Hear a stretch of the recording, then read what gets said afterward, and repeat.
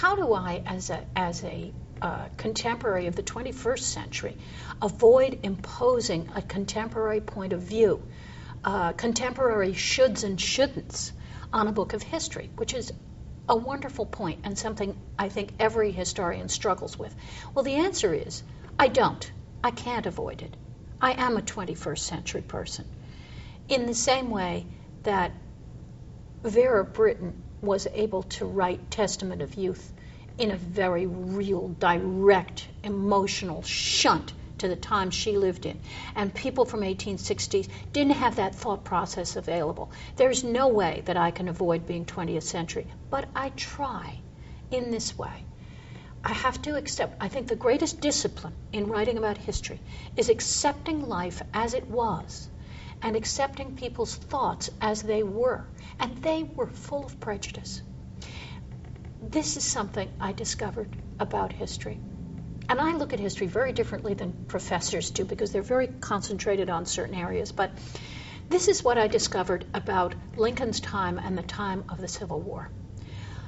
If you were to take the most educated people in America, the brightest, the best and the brightest, from Boston, from Washington, from New York, from wherever they came from, those people at Harvard, those people who were our greatest thinkers and writers, probably 90% of everything they knew was old wives' tales. Everything they thought about race, including Lincoln, who was ambivalent, who believed, thank God, that a man's daily work should be paid properly, which was his view that prevailed. But he had little use for what he called the Negro race and didn't necessarily believe them to be the equal of white men. The attitude toward women that prevailed everywhere, and you can go back to Walt Whitman or Mark Twain or any of the great writers of the 19th century, was unenlightened by our terms. Their attitude toward children, which the Lincolns miraculously avoided and were 20th century parents, was quite primitive. Their attitude toward law and toward the rights of those people who were poor. Remember, America back then afforded its votes to white landowners and property owners, and not much further. And people who simply didn't believe women were as bright as men and could vote, by our lights, are very, very primitive thinkers. But you have to avoid that and say, that's how it was. But truly, their belief in medicine and science, in race, gender, history, archaeology, all of this was undiscovered. Harvard was just starting a department of science which had never occurred to them before. Dinosaurs were just being discovered, and in England, where most of them came from at first and were discovered and assembled, it so fought with the religious basis of universities like Oxford, which claimed to exist to promote Christian knowledge.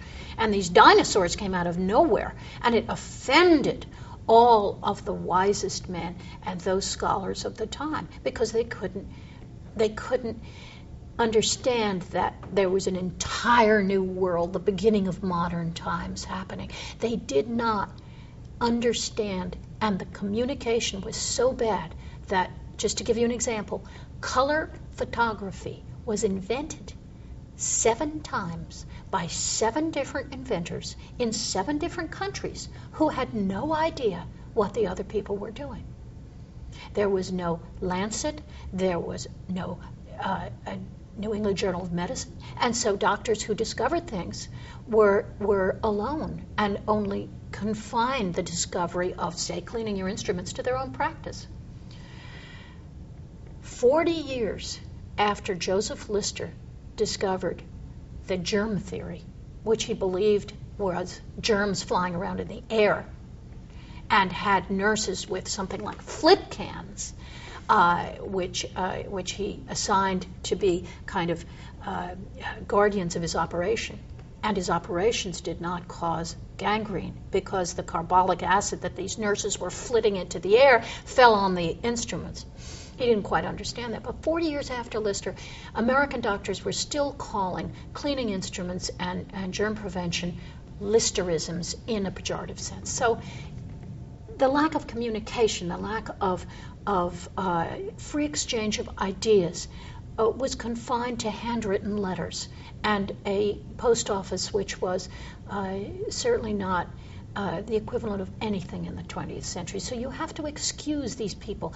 They were no stupider than we are, no brighter, no truer, no more false than we are. They were just our fathers and grandfathers. They were just as bright as we are, but they didn't have any tools.